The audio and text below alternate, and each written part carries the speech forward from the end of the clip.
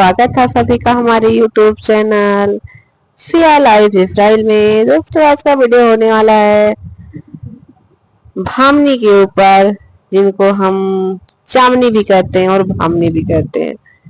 दोस्तों आपने देखा होगा भामनी को अपने मुंह मियां मिट्ठू बनती रहती है मैडम जी। आपने देखा होगा कि ये अपनी सासू माता से जबरदस्ती गले लगने जाती हैं, और वही जो सासू माता अपनी छोटी बहू को गले लगाती हैं तब उनका चेहरा कैसा रहता है, और जब भावनी जाती है तब सासू माता का चेहरा कैसे रहता है। दोस्तों हो भी क्यों ना,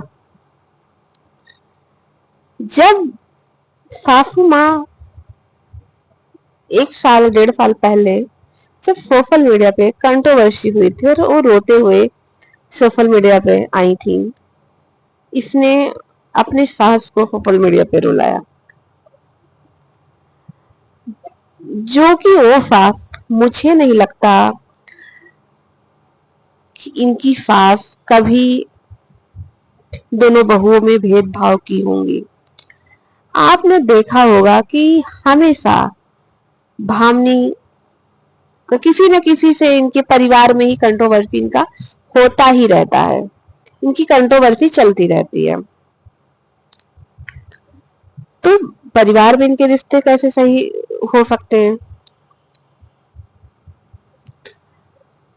और ये कहती हैं हमने सास को अधिकार दिया है, हमने सास को ये किया है। क्या अधिकार दिया है आपने? अगर आप सच में ना अपने घर की इज्जत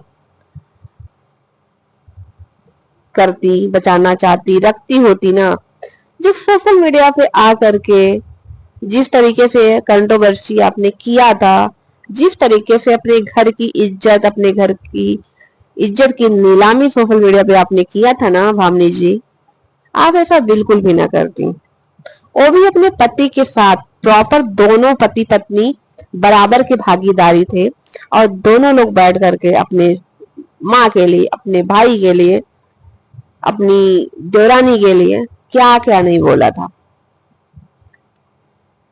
देखो है तो दोनों पक्ष एक ही जैसे, दोनों लोग एक ही जैसे हैं, लेकिन सबसे ज्यादा अगर कंट्रोवर्सी किसी से होता है, चाहे वो क्रिएटर हो गया, चाहे इनके रिश्तेदार हो गए, तो भामनी का ही होता है। लोग जितना देवरानी जी के आगे पीछे मंडराते रहते हैं इनके रिश्तेदार, उतना इनके पीछे नहीं मंडराते हैं, ये भी आपने देखा होगा। अच्छा, इनको मिर्ची भी बड़ी जल्दी लगती है, ये थोड़ी सी वैसी वाली है, तीखी मिर्ची वाली है, इनको बड़ी जल्दी लगती है। मतलब कुछ लोग ऐसे होते हैं ना, करकच्चे टाइप वाले लोग होते हैं कि वो किसी की शादी में जाएंगे, ब्याह में जाएंगे, किसी के घर जाएंगे, तो इनको कुछ ना कुछ प्रॉब्लम किसी ना किसी इंसान से रहती ही है। और दोस्तों ये भामनी की भी गलती आप, मैं तो नहीं मानती हूँ। कुछ लोग, हर खानदान में ऐसे लोग होते ही होते हैं, हर खानदान में होते हैं। जब तक वो झगड़ा नहीं कर लेंगे 2-4 लोगों से, वो जहां जाते हैं वही झगड़ा कर लेते हैं। किसी का शादी हो, पार्टी हो, उसमें कमियां निकालना ही लेते, उनको ये रहता है कि हमको अटेंशन नहीं मिला, वो अटेंशन के चक्कर में जो है सारी चीजें करते। और तो भामी जी की भी कुछ ऐसी ही आदत है, इसलिए ऐसा ये करती हैं। आज इनका भाई जो साफूनामा चल रहा था, सास ने थप्पड़ मार दिया, हमने उनको इतना अधिकार दे दिया है, तो भाई तुम्हारी ही सास नहीं, दुनिया में जितनी भी सास हैं, अगर से कोई बहू अपने बच्चे को पिटाई लगा रही है, तो हर सास ससुर गुस्सा करते हैं और डांटते हैं। बहू को लाइक करते हो, अनलाइक करते हो, वो अलग की बात है। लेकिन अगर बहू बच्चों को मारती पीटती है, तो भले से बच्चों को प्यार करती है, लेकिन जब भी वो डांटती है तो सास ससुर, जो बच्चों के दादा दादी होते हैं ना, वो हमेशा अपनी बहू को बोलते हैं, डांटते हैं, गुस्सा भी करते हैं। भाई कई बार कई रिश्तों में ऐसा भी कई जगहों पे हुआ है कि गाली गलौज तक गाली भी जुबान से निकल गई है ससुर के या सास के अपनी बहू के लिए, जब वो बच्चों को पीट रही होती है।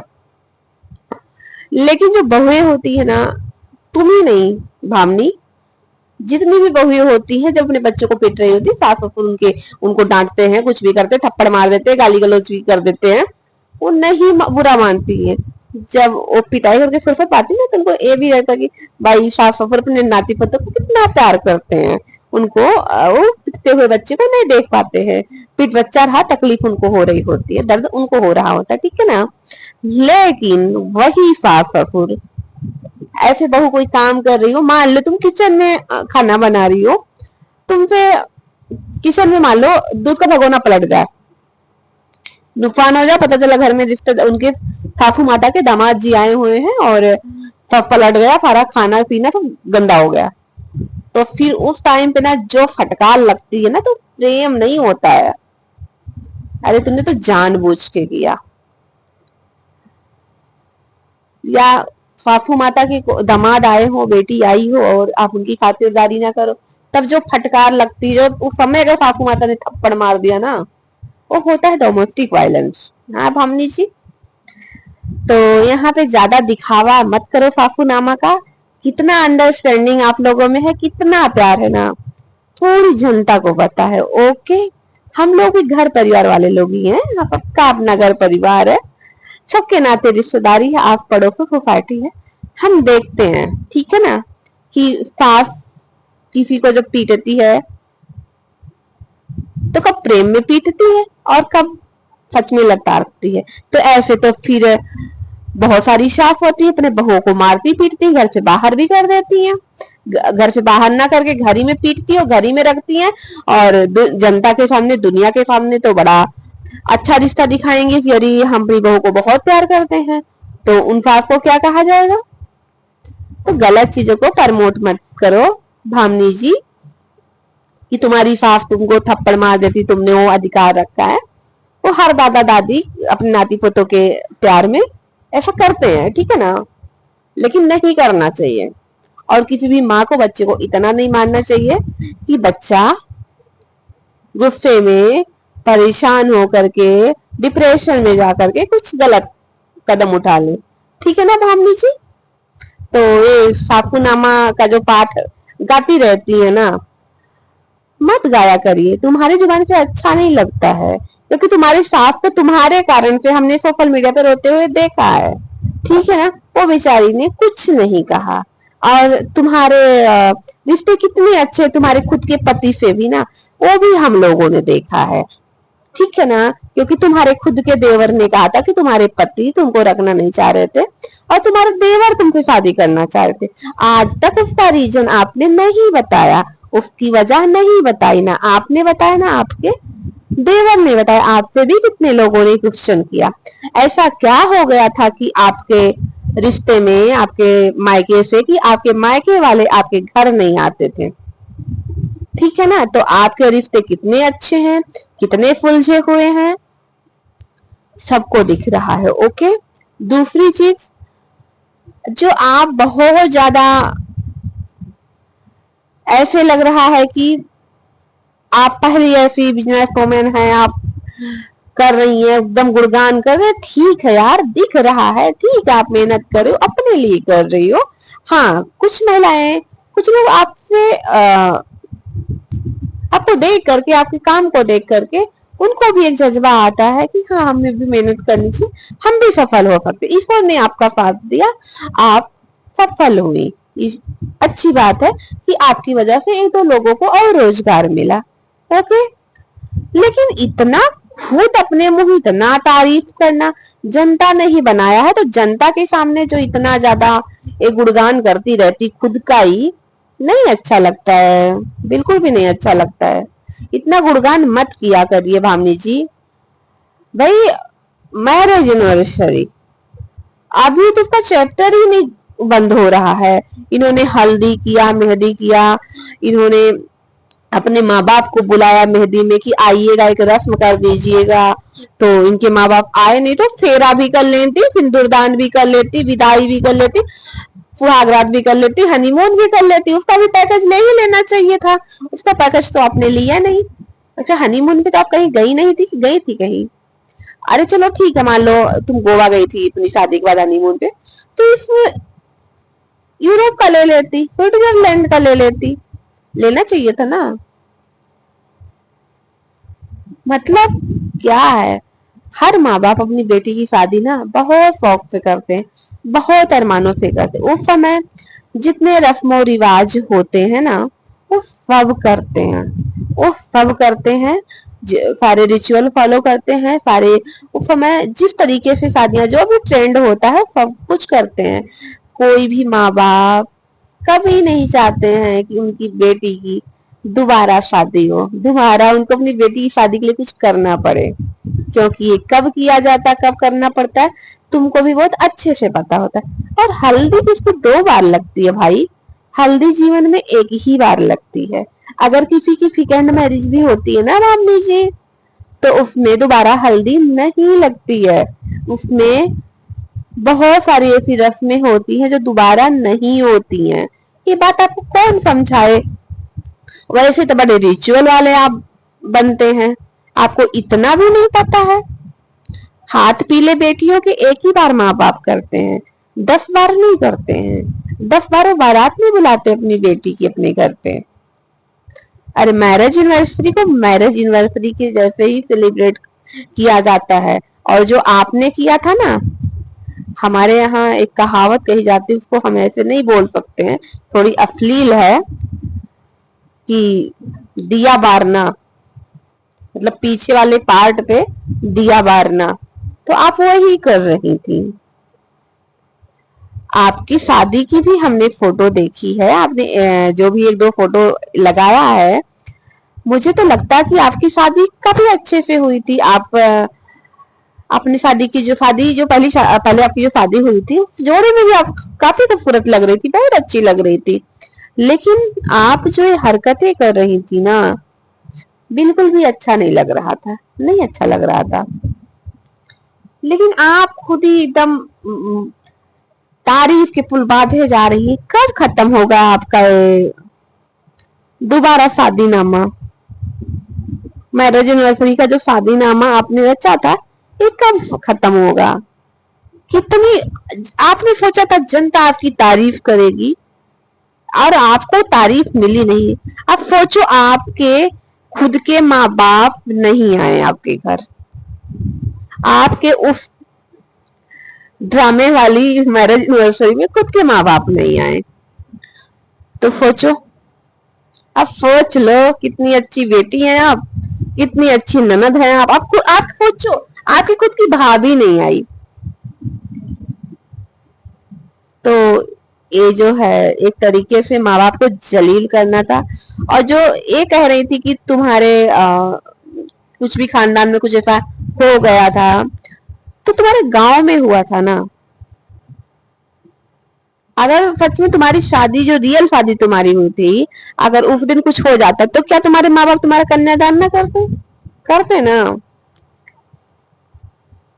लेकिन वो सब भी तुम्हारा एक बहाना था चीजों पे पर्दा डालने का। तुम्हारे इस कारनामे को, तुम्हारे इस नौटंकी में वो शामिल नहीं होना चाहते थे। और दिखावा कितना भी कर ले, तुम्हारे मायके के और तुम्हारे घर के अभी रिश्ते उतने मजबूत नहीं हुए हैं जितना देवरानी जी के यहाँ पे हैं। तो जो फालतू दिखावा करती है ना, मत किया करिए। ये फिर आपका किचन ड्रामा, बहुत कोशिश करती हैं आप उसको छुपाने की। लेकिन जनता को पता है कि देवरानी जेठानी का खाने का क्या सिस्टम है, कैसे करती हो। खैर, अपने अपने घर की अपनी व्यवस्था है, ठीक है, जैसे सुविधा बने, जैसे कर पाओ, इन को करना चाहिए। लेकिन यहाँ पे ना, ये परिवार नामा जो आप गाती रहती हैं, मत गाया करो यार। सब सोशल मीडिया पे है। देवरानी जेठानी कभी एक साथ जब नजर आती हो ना, तो कैसे नजर आती है कि जनता को पता है।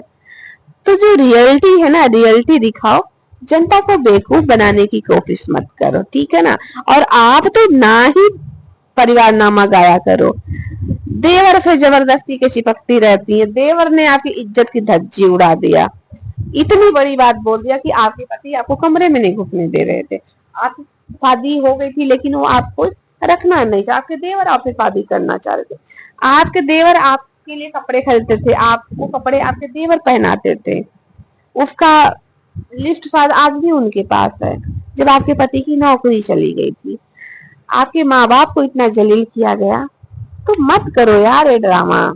परिवार परिवार वो नहीं अच्छा लगता है, सब हमने देखा है। और जो 2-2 3-3 घंटे का जो आपका ये पंचायतनामा हुआ था ना, लाइव आकर के, वीडियो में आकर के, कंट्रोवर्सी जो देरानी जेठानी दोनों पार्टी ने किया था ना, सब जनता को पता है और हमने भी देखा है।